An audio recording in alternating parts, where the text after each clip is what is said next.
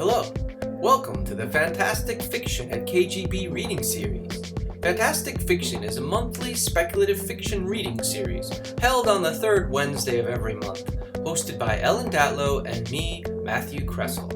We spotlight well-known and up-and-coming science fiction, fantasy, and horror authors, and admission is always free. We publish a monthly podcast and video so people who can't attend the in-person event can still enjoy the readings. If you'd like to support the series, you can donate at kgbfantasticfiction.org/support. Anyway, on to the show. Did you turn it off? I didn't see it turn it off. You did it with your phone? I mean, you did it with your watch? Wow. I'm impressed. Hi there. Hello there, everybody. Welcome. Hi there. I'm really sure. She turned. Thank you. I just wait, you have to give a hand to Mary. Mary turned off the music with her fucking watch. So please. Technology sometimes is very nice. But anyway, hi there. I'm Ellen Datlow. I co-run the KGB, Fantastic Fiction at KGB with Matt Kressel, who is here too. And we're happy to have you all here. We've been going on, 20 years or something, maybe. Approximately, who knows. But anyway, we're happy to have everyone here. If you want to get emails about, you want to get on our mailing list, and it's only sending you announcements like twice a month for when this is and who's going to be on.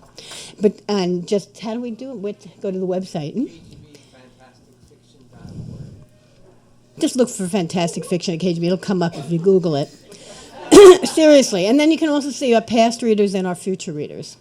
We have a listing. And anyway, did I forget anything? No, you didn't. Our first reader tonight is James Patrick Kelly. It's like, I can't do this at the same time. Yeah. He has won the Hugo, Nebula, and Locus Awards for his short fiction. He has also written 5.5 novels, a dozen or so plays, and some embarrassing poetry. Maybe he'll read some for us, or recite it. No, I don't think I've ever read his poetry. So. His column on the net is a regular feature of Asimov's Science Fiction Magazine. He is an early adopter, a shade gardener, a cross-country skier, and an open water swimmer when there are no sharks around. So it helps that he lives on a lake in New Hampshire. KGB is one of his favorite places to read, and this will be his 8th visit to Fantastic Fiction since 2000. His new novella, Moon and Mars, will be out from Asimov's in the January/February issue. Please welcome James Patrick Kelly, who we know is Jim.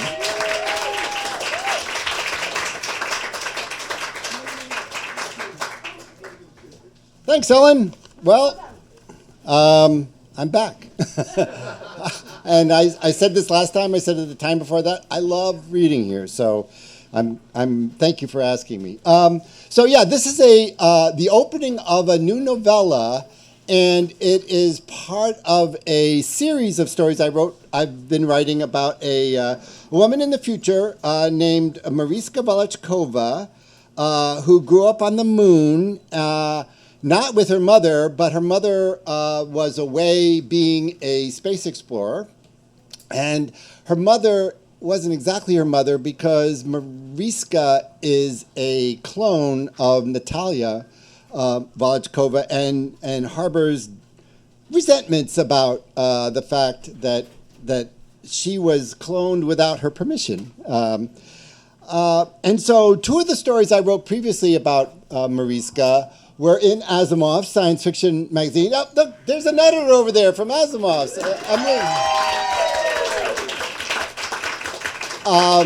One of them was Going Deep, called Going Deep. The other one was Plus or Minus. They were both of them finalists for the Nebula, and Plus or Minus was also a Hugo finalist, but I got no bling to show for it, so I shouldn't even mention it. But anyway, so this is later on in her life, and where we're at here is her superpower isn't so far that he has one. She and Natalia, her clone mother, are hibernators. So they are ideally suited to be the crew of a starship that is leaving the solar system to found a colony in another galaxy. Originally, Mariska did not want to go on this voyage because basically they're going forever. They're never coming back. That was the plan.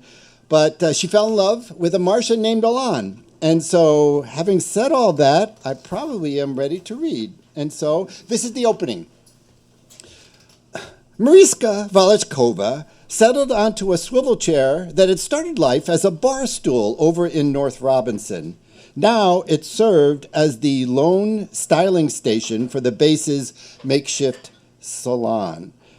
Surprise me, she said. I hate it when they say that. Andra floated a styling cape over Mariska's spacer uniform and snapped it behind her neck. Okay, we'll have to keep it simple since there's not much to work with here. She spritzed product onto Mariska's head and rubbed it into her hair. On account of her head got shaved, said Neha, who was Mariska's newly designated mentor. She'd already had her turn in the chair because of the accident. That's why she's still here on Mars and not on Natividad. Wait, you're the hibernator? Said Andra. Natalia's clone? The one who survived. She tried to save them.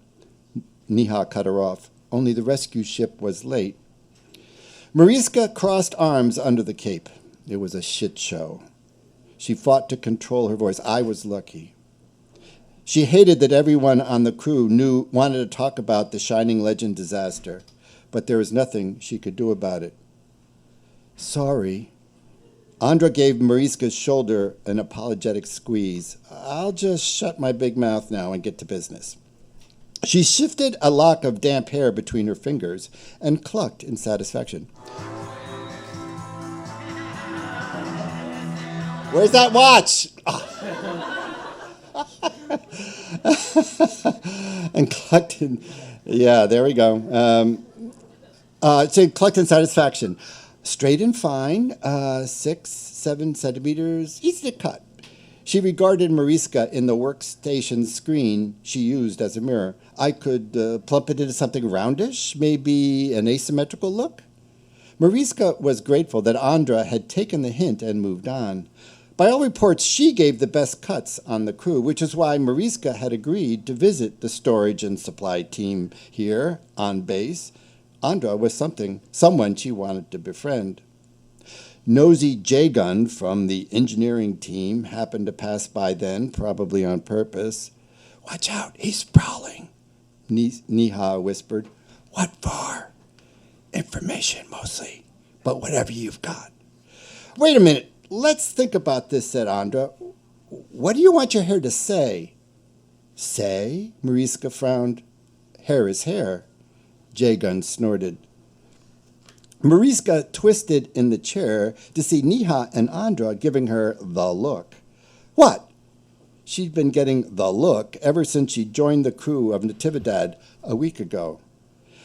Maybe on the moon hair is hair, said Andra, but here we're talking the starship way. Have you been up yet? Mariska shook her head. My mother thinks I'm not ready to boost to orbit. Natalia Volachkova was the ship's chief medical officer.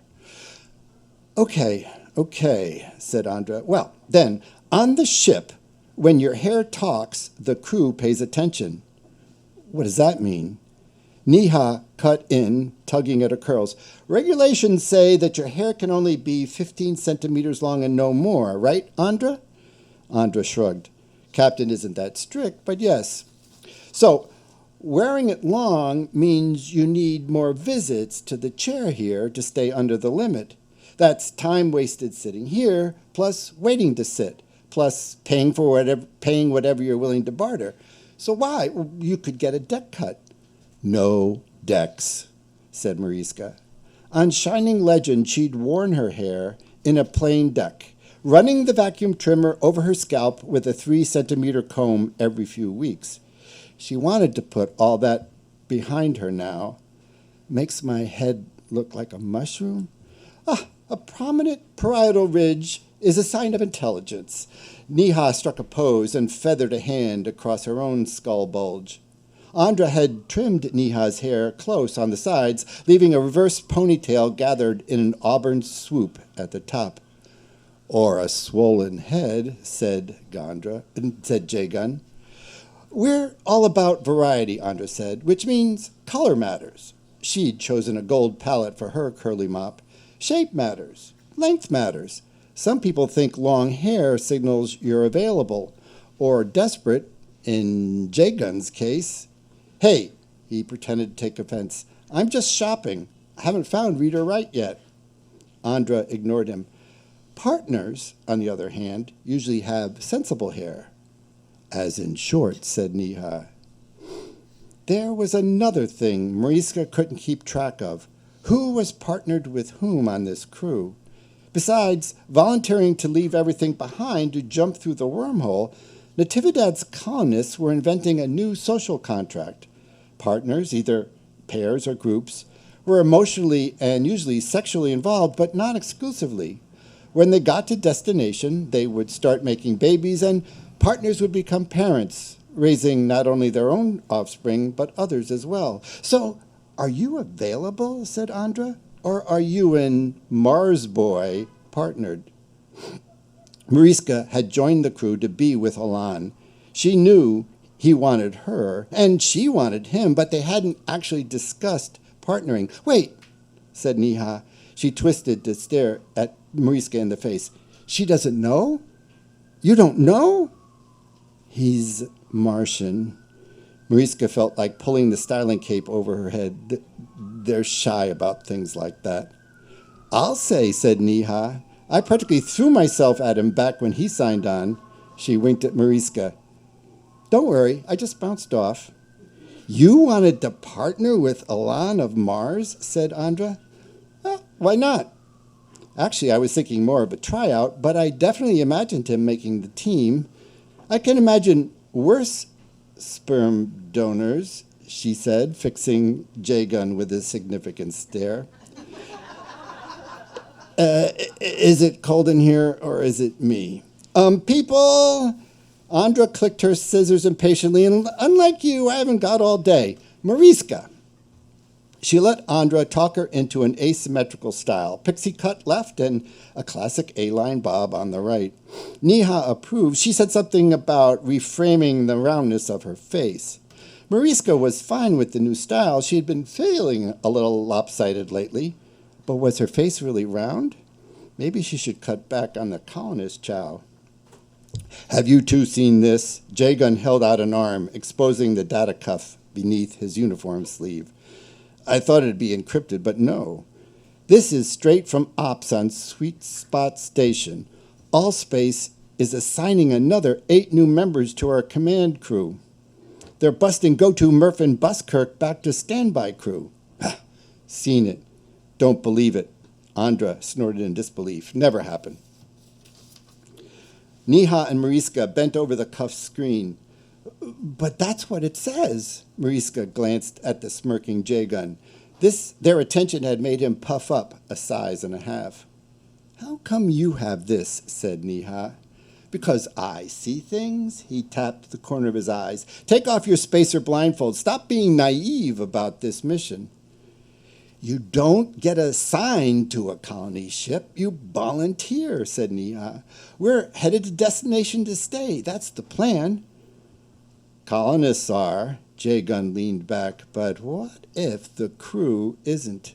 It's the damn Plan B. What's Plan B? Rumors are that the Council of 9 wants to change the mission. Natividad drops us off and comes right back, which is why they're replacing people on the nav and command teams, get it? Including a new hibernator who is not Mariska here. Plan B means we get stranded. Screwed, you mean? Mariska grabbed J-Gun's wrist for another look. She had missed seeing the additional hibernator at first glance. Maybe the crew thought Mariska was part of this Plan B. But she wasn't. She was going to the destination to stay with Alan. But we need Natividad with us, said Niha. Without it, we'll never survive. It'll be the Martian abandonment all over again. Andra was disgusted. They might as well cancel the mission altogether. Maybe that's the real plan B, said J-Gun. But we're almost ready in another couple of months. No. He's right, said Neha. Those asshole firsters keep pressuring Allspace. They say they need Natividad more than our colony does. And if losing the ship compromises the mission enough to scare us off, then they can cancel without taking responsibility for doing it. Too devious. Andra whisked the cape off Mariska and shook it. Firsters aren't that smart. Captain won't let them get away with it, said Neha. Neither will your mother. Mariska wasn't so sure about that. Captain Pilar Martinez was a legend, but she was just one woman. If you believe the polls, there were 1 billion firsters around Allspace looking to keep Natividad's precious antimatter in the solar system. And as for Natalia Vachkalova, well, she couldn't control her own cloned daughter. Mariska and Nilan worked out side by side on the racks, doing full body squats against the gravity of Mars. She tried to keep up with him, but sweat made her feel like a sponge. Not her most attractive look. And why hadn't Alan mentioned her new haircut? Had he even noticed? She worried that he was having second thoughts about being together. Sometimes his shyness irked her. Don't worry about J-Gun. He likes to hear himself talk. Nothing is settled about the replacements, he said. So you've heard. It's just a rumor, just like Plan B is a rumor. I'm sick of them. She logged off the rack to rest. Alan kept pumping. Her Martian was the only one of his kind on the starship crew. Lips pulled back from identical flat teeth, he strained up from every squat. He was long and strong, with the glossy skin of his chest the color of green tea. Martians were gene-spliced to survive on their planet's harsh climate and could even venture onto the surface with breathers. Was he going shirtless to show off? He couldn't sweat through that keratin-saturated skin or the photoreceptor nodules that stippled his shoulders, so maybe he was trying to tempt her? It was working. Besides, I thought it would be me who got kicked off. Sweet Spot Ops is anti-Martians. Not true. Everyone seems to like you. He attacked the rack as if he could muscle his way to the stars. Mariska was exhausted just watching him. It wasn't fair. The gravity on Destination was 71% that of Earth, which meant that both of them needed to add muscle to keep up with the Earth-born colonists. But Mars' gravity was 38% that of Earth, while the Moon was just 17%, which meant Mariska had more bulk to add, which she was doing despite the 95 days in emergency hibernation, followed by months recovering from the oxygen deprivation that had killed her shipmates. Alan liked to say that going deep, hibernating, was her superpower, but although he knew about her desperate gamble to save the crew of the Shining Legend, she had never told him the story of her other, more selfish hibernation. It had cost her 3 years of growing up back then when she was a girl. While she was 23 chronologically, she still had the body of a scrawny teen. Natalia had prescribed a program of targeted strength training and a personalized diet of printed colonist chow. The high-protein shakes and energy bars laced with anabolic enhancers and growth factors had changed her so that she hardly recognized herself in a mirror. She had thighs now, breasts. When was Alan going to notice? I wonder if Andra suspects me of being a replacement. But you're not. Everyone knows you're only here because of Natalia. I'm here because of you. Natalia had opened the door, but Mariska had walked through. They showered next to one another after the workout. Watching water stream down his taut body, she imagined licking it off his chest. Natalia's cocktail of hormones had boosted her libido to orbit. Masturbation was pleasant enough, But Mariska was overdue to have sex with someone who wasn't herself, preferably Alan, if he would give her a sign he was interested. Was he? He'd let her watch many times as his nubbly photoreceptors unfurled to the light, an intimacy that by custom Martians only shared with one another. But she had never seen anything between his legs but a shock of pubic hair. His organs nestled coyly within his body cavity against the harsh Martian environment. She'd been too young to have sex with Jack Siskey, her first boyfriend back on the moon, but she could tell when Random, her only other lover, was excited. How was she supposed to know when Alan was aroused? Would you wash my back? She turned away from him and reveled in his soapy touch on her skin, his spindly fingers swabbing under her arms. Thinking about getting him excited was getting her excited. She squirmed as his hands slipped down her back. I like your spine, Moon. My spine? Her breath caught. Hey, what are you doing, Mars boy? Just counting your vertebrae, cervical, thoracic, lumbar, sacral. What? No, tailbone? My mother's design. She swallowed hard and pushed his hand away. Don't tease, Alan. You don't like? I'd like it a lot. She twisted away from him. If you have follow-up plans. She pinned him against the wall of the shower and kissed him. He wasn't much of a kisser, but she was working on that. Hot water sluiced down her forehead and cheeks as she stretched up to him. Mariska flicked her tongue against his teeth and then stepped primly back into her own shower. She wasn't about to force herself on him, much as she wanted to. Plans? He murmured. Hi, Mariska. Paxson Okumu stepped into the shower room and hung his towel on a hook by the entrance. Alan... He was one of the seconds on the command team and had been catching Mariska up on navigation and control since she joined the crew. He stepped to one side of the shower faucet, spun the handle all the way over. Heard about the massacre? They're replacing half the command team with First Dragoons. I thought that was just a rumor, said Mariska, giving Alan a hard stare. Think again. 8 replacements across 3 teams. Captain is going to have to put her foot down. What can she do? Alan turned his shower off. Pilar may be a fossil, but she knows her way around all space. He nodded toward the exit. Not worried. Although he didn't have plans, Alan had intentions. He nuzzled her ear in the locker room and suggested they needed to be alone. Mariska stifled a nervous laugh and brushed a kiss across his cheek. Escalante Base had 2 hot rooms designated for fraternization, but when they queried control, they found both booked for the next 2 hours. Alan's shift on the lander Picus started at 1800 in 2 hours and 16 minutes. Postponing their tryst felt like a mistake to Mariska, but, well, where could they be alone? Mariska had the top bunk on a quad dorm room while she waited for permanent assignment on the starship. Alan now slept in one of the landers, deployed on the shakedown tests of the starship's new skyhook.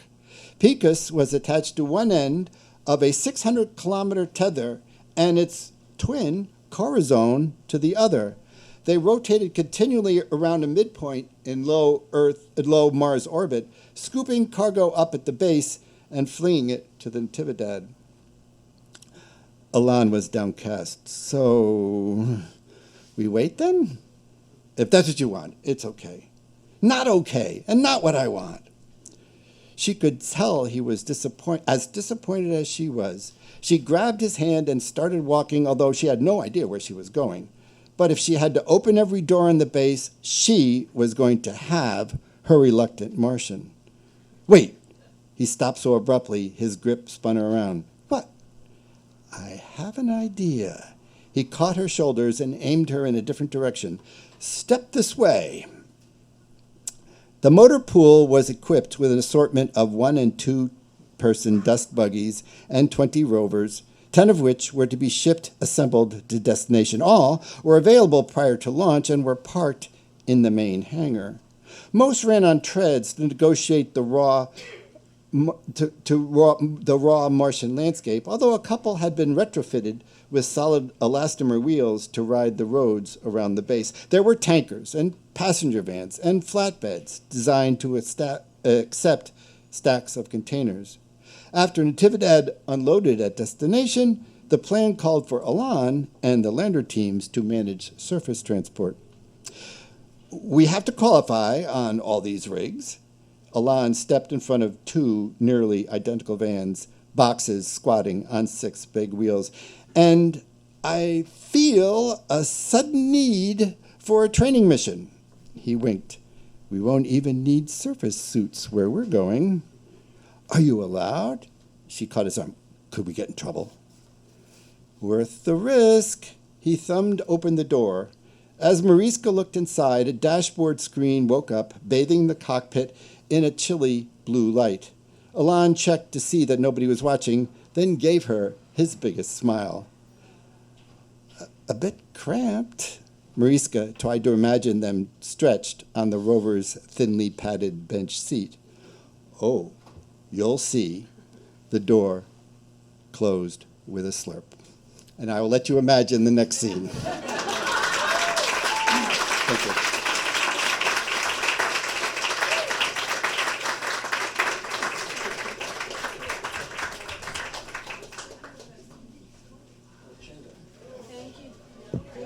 Jim, did you bring anything to sell?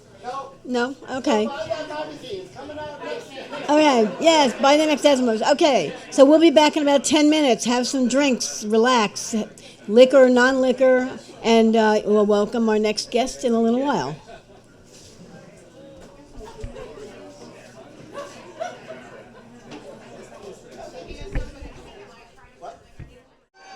Welcome back. Welcome back. Welcome to Fantastic Fiction at KGB. As Ellen mentioned in our intro, this reading series is held on the second Wednesday of every month. It is always free. There's never a cover charge. All we ask is that you buy a drink, hard or soft, and tip your bartender, Mary, who's working hard to keep us all hydrated. And apparently also DJing with her Apple Watch. So appreciate that, Mary. Thank you. By the way, my name is Matt Kressel, and I'm excited to have both of our readers tonight. I thought Jim Kelly's reading was great, and I look forward to reading the rest of it. And our second reader tonight will be Teel James Glenn, who has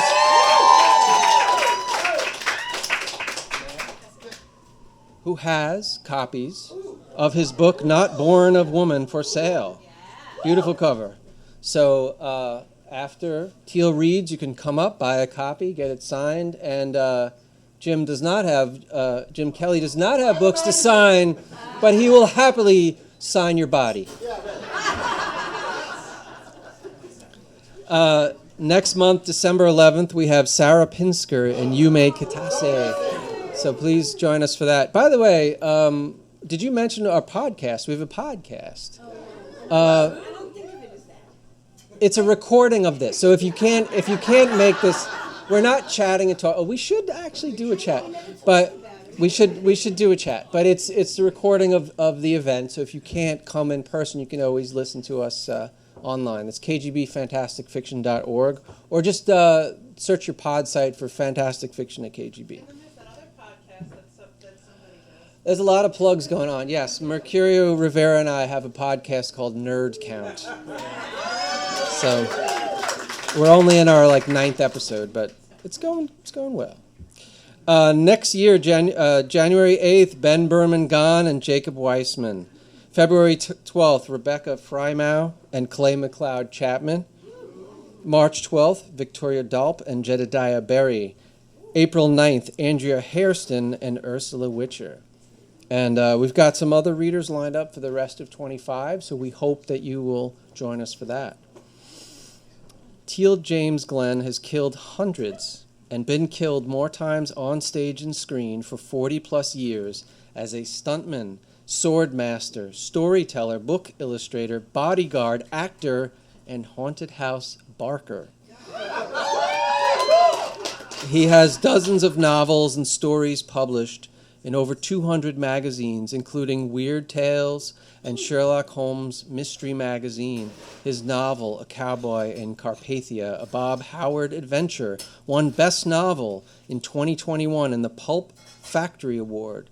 He can be found in wild Weehawken, New Jersey, and at theurbanswashbuckler.com. Here's Teel James Glenn.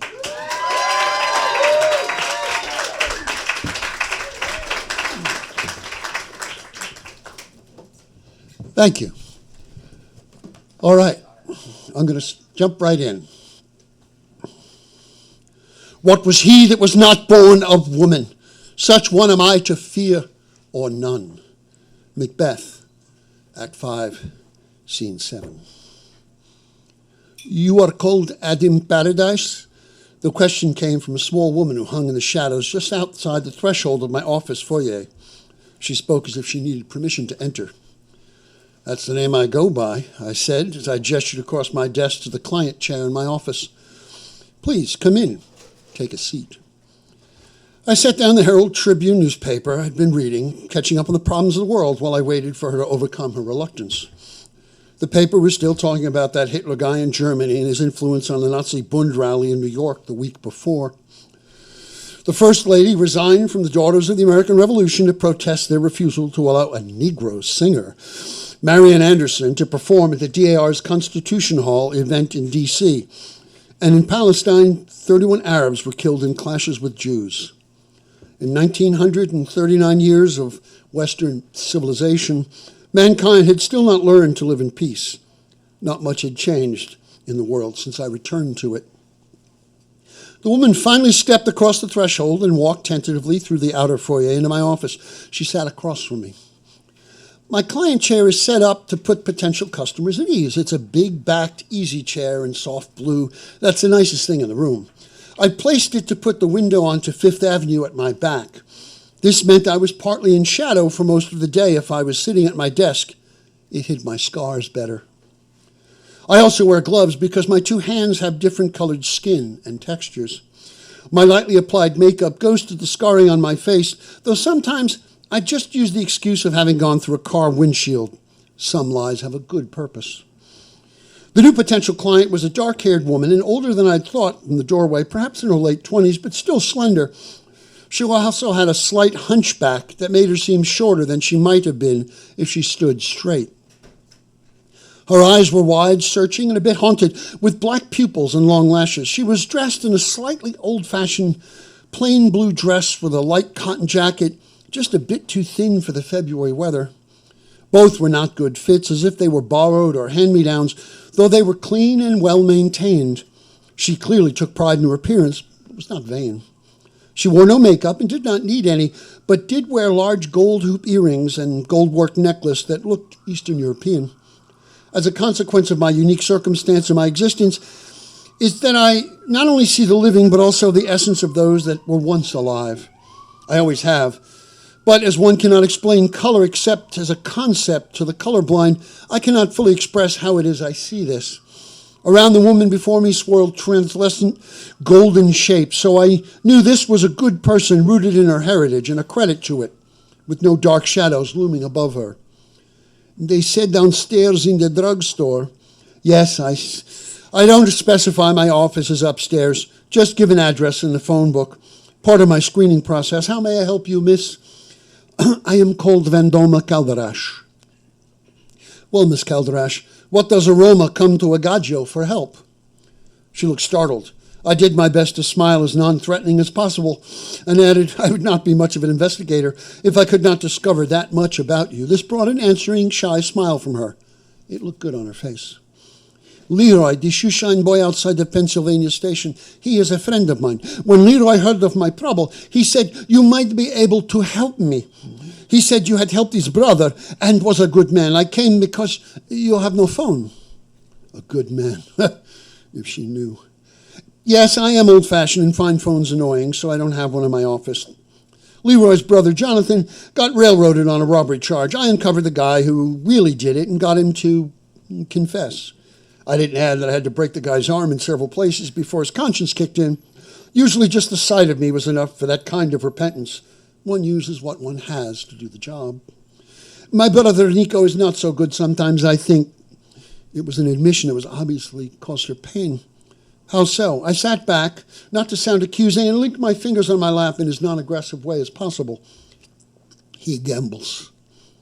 The way she said it, I didn't have to be much of a detective to find the rest of the story, but I finished, and he owes money to some bad people. I've heard the story more often than not since I set up shop in New York. One of the many things about humanity I've yet to really understand, but I'm trying. He owes a lot of money. So when I was not home, he took from me that which was in my safekeeping and gave the kushti bak of our family to this man he owed to pay his losses. The good luck of your family? Again, the shocked look made her look older. You speak Romani. I speak a number of languages, Miss Calderas. It is useful in my work. I'd had much time to learn many things during my long isolation in the Arctic and had come to continued learning when I decided to re-enter the problematic world of man. What is existence but to learn and grow? I was determined to find the meaning in the story of my existence and to understand the race of beings called mankind. It was the reason I had assumed my identity, to use my abilities and to be fulfilled being part of the stories of others. New York had been the perfect place to live, mostly unnoticed while I quested. What is this good luck, Miss Calderas? What does it look like? She squirmed a bit then, and I realized how uncomfortable it was for her to reach outside her tribe. Much of mankind was still tribal, the Romani even more than many. That she had come to me showed how desperate she must be. She was courageous, though, for she continued. It is a necklace much like this. She touched the elaborate but clearly costume necklace she wore, though it is in white gold. It has been in our family for dozens of generations, handed from mother to daughter, and is thought to have much power for bringing good. And it said it can also bring much evil. Do you know who this man is, Nicolos? The Gaggio's name is Manzetti. And how much? It is over $1,000, Mr. Paradise. She was having a hard time sitting still, but the words came swiftly now. This is a very great amount. Yet this necklace, as you say, is of gold. It's obviously worth much more than the amount of money. Yes, this is true in mere money, but much, much more to my people. Nico is a Bengalo, an idiot, to take it, to use in this way. What do you want of me? Why do you come to me? I do not have much money, but if you could talk to this man, to ask him to give it back, I promise him in the name of my family to pay him in time all that is owed and more if I must. Why can't you talk to him yourself? I knew what the answer was, probably, but I needed to hear her say it aloud. This Manzetti, he does not respect the word of Roma. He says, gypsies are thieves, they are untrustworthy, and such things. This is not true. I do not think he will believe me no matter what I promise. And you feel he will believe me? I have asked others about you, others besides Leroy. They say, Adim Paradise is a man to be trusted. If he gives his word, it will be believed. I think this is so as well. I'm complimented, but men like Manzetti will not take the word of anyone. That sort will require some sort of surety. I have nothing of value but $20 in my labor and the word of a Calderas. She had the moment of great pride in that name and heritage. I have little to give you, but that as well, but your word is good enough for me, Miss Calderas. Of course, I can make no promise, but if I can do something to recover your kush de bak, the fee will be greater value than money. She looked at me with a sudden uncertainty until I added, I will accept a home-cooked meal as my fee. It's a long time since I had one. I had no real need for money, not with what I brought back with me from the Arctic, and she had real need. There was a long silence as she looked at me with a range of expressions from suspicion to confusion, but finally she flew from her chair to race around the desk. She swooped over to give me a hug before I could stop her. She threw her arms around me, and it was several heartbeats before she truly comprehended how large I was. I could feel her slight startled reaction when she did, but her hug did not lessen.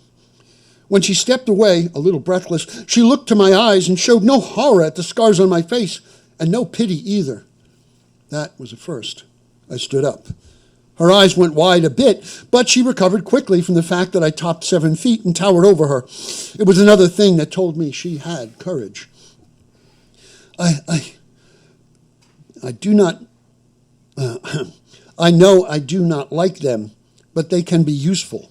Do you have a phone number I can reach you at? I asked. I handed a pad of paper to her. This is the number of our family home. My mother does not speak much English. You forget, I speak Romani as well as Hungarian. Yes, she gave a slight smile. I took out one of my cards and wrote 2 phone numbers on the back of it. This is the number for the phone booths in the candy store downstairs.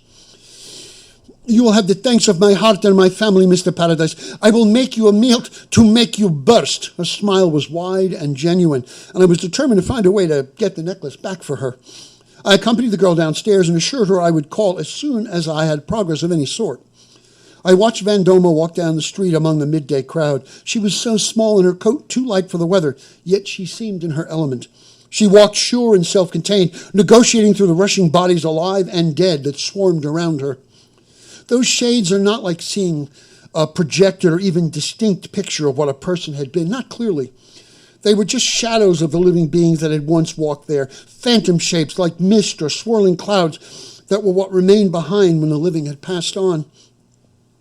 Even in the Arctic, I saw the shades of the souls that had died of cold and hunger on the icebound locked ship before I found it for my refuge.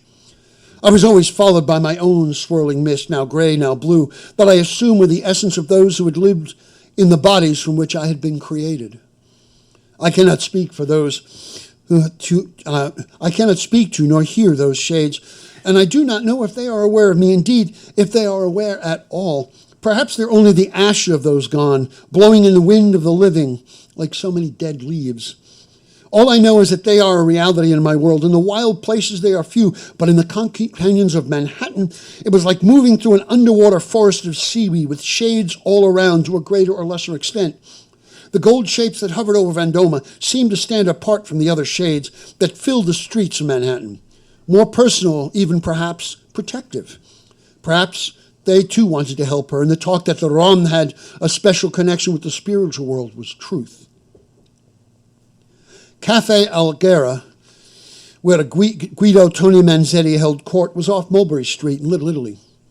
It was a storefront with several tables outside where, despite the chill weather, older Italian gentlemen sat, sipped espresso, and ate small cakes while they solved the problems of the world and talked of the good old days. The old men watched me approach with hooded eyes, but were too much New Yorkers to say anything to show any surprise. Clouds of cigarette smoke rose over them and swirled in the breeze as dusk settled over the city. The old man acted like a 7-foot-tall, dark-haired giant in a leather trench coat and gray fedora was an everyday thing. It was one of the things I liked about New York City. A little bell over the door rang as I walked in. There was a counter across the room, half a dozen tables with customers seated at them, and a jukebox playing some Caruso record against one wall. The customers were less circumspect than the old men outside, though they kept their surprise at a stranger entering, even one as unusual as I, low-key. The conversation silenced, the heads turned deliberately away from me, not from fear, but from the need to be able to say, I didn't see nothing. Later, if things went bad. And it was the kind of place where I imagined things did go bad now and then. 2 torpedoes were sitting at a side table off the side, trying to look inconspicuous and failing miserably with the bulges under their holstered guns visible under their poorly tailored suits. Their focus on me was undisguised and immediate. Manzetti was seated by himself at a table in one side where he had a clear view of the whole room and was pointedly near an exit door that was latched on the inside. He has all bets covered in case he needs a quick exit. Manzetti was physically small, a little man, but with a large nose and a balding head. He seemed to be struggling to grow a pencil-thin mustache in the shadow of that nose. His presence was not small, however. When he looked up to fix his dark eyes on me, they were crystal clear and showed intelligence behind them. The swirling shades surrounded around him like dark storm clouds, translucent remnants of many souls that vibrated deep purple and crimson. I could feel anger from them, but I could not tell whether specific to this man or this place. I did know it was from their lives having been taken violently. Manzetti regarded me, and looked one of his seated goons with a silent command, so the guy rose and stepped up to block my way. He moved with a predator's grace. The goon was wide, though his head barely came to my collarbone. I'm here to see Mr. Manzetti about some business. He ain't here to do business with no freak. He had stone-cold eyes and no-nonsense sneer. I will give him credit. He was not the least bit cowed by my appearance. His mistake. I shot out a right hand, gripped his throat faster than he could grab for his gun or my arm. I lifted him off the floor with casual strength and looked down at Manzetti, even as the other torpedo jumped to his feet and drew his pistol. The gunman could not fire at me, however, as I'd made sure if he shot at me, he was endangering his boss in the direct line of fire. Manzetti, unruffled, took a puff in his cigarette, regarded me with a stoic expression. After a few moments, he blew smoke out his large nose and sighed. I'm called Adam Paradise. I have money business for you, Mr. Manzetti. Do we talk? Let that boob Mickey down and try not to break him. Take a seat. But it better be worth my time. I set Mickey down without looking back at him and sat across from the loan shark, watching the two torpedoes and reflective surfaces of the tin wall behind Manzetti. They stood staring at me with confused expressions for a few beats before returning to their seats. The conversations of the rest of the customers went back to a normal level, but I could feel their sidelong glances. Talk, big man. A man named Nico Calderash owes you money from some gambling losses. He gave you a family heirloom as surety on that debt. I want to redeem it for him, and pay his debt in full. The gypsy's a loser, pal. All gamblers are loser. They ought to know the house always wins. He sipped his espresso, took a long drag on his cigarette again, and then grinned. It was an expression that did not suit his face well. But Nico's a bigger loser than most. He's got that monkey on his back really bad. You throw money down a hole to bail him out, he's a lost soul. No soul is truly lost.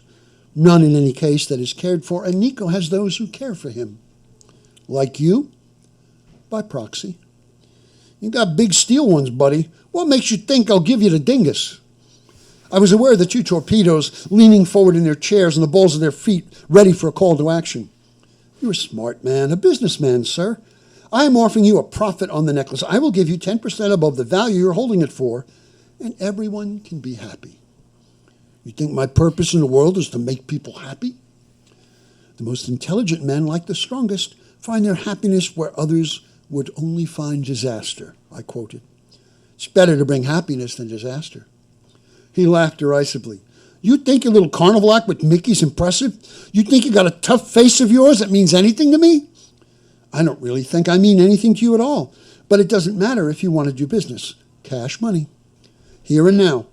I thought that's the way you like to work. Let me tell you, tall mister. He leaned forward to stare directly in my eyes. No matter how tough your face is, there's a baseball bat built to fit. I let myself give a short laugh. So, you don't have it then. Who did you sell it to? That startled him, and he sat back. How? If you had it, sir, you would have tried to jack the price up over the 10%. Quite a bit, I suspect. As a matter of course, I'll pay a finder's fee of $50 to tell me who you sold it to. He slapped the table, and everyone else in the room jumped. Those torpedoes came to their feet before they realized Manzetti was laughing. Yep, balls of steel, he snorted and crushed out his cigarette. Okay, big man, put down the money. $100. I reached into my coat, slowly, as not to excite the two gunmen, and drew $100, which I set on the table. He nodded as if it confirmed an opinion of me. I sold the gypsy trinket to Otto Dorfman uptown. He runs a pawn shop on 8th Avenue in Chelsea, maybe a couple of other businesses on the side. I don't know how he knew I had it, but he came to me and offered twice what the kid owed me. I told the kid the same thing. Nico tried to get it back last night, but he didn't have the cash up front, so I had Mickey show him the door. You're a very smart businessman, Mr. Manzetti. Don't think I'm not, pal. Or a soft touch. No mistake anyone could ever make, sir. Not twice, anyway. But you will owe me after this. Owe you? The vig isn't always money, Mr. Paradise. I stood up. Thank you for your businesslike manner, Mr. Manzetti. I made it to the door while keeping an eye on Mickey and a nearby partner, both of whom were staring daggers at me. Mickey walked to open the door for me with a cold smile on his lips. I'll remember you, pal.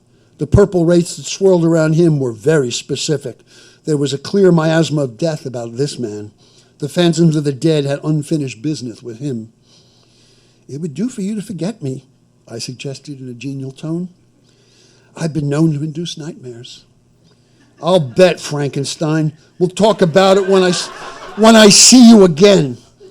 I almost said something harsh, but restrained myself and said simply, as you wish. Have a good day. I was aware of him staring as I departed and was pretty sure he would have shot me in the back if it would have not inconvenienced his employer to do so and cause a commotion. I did not feel entirely out of danger until I was well down the block. I really do hate it when they call me by my creator's name. I blame that Karloff fellow.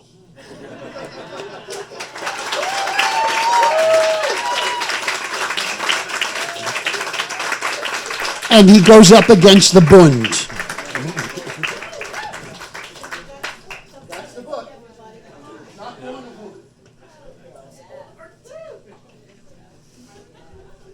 That was great, Teel. So you could buy the book right now if you want. Thank you all for coming. Thank you, Teel. Thank you, Jim. And we'll see everyone next month. Stick around, have a drink.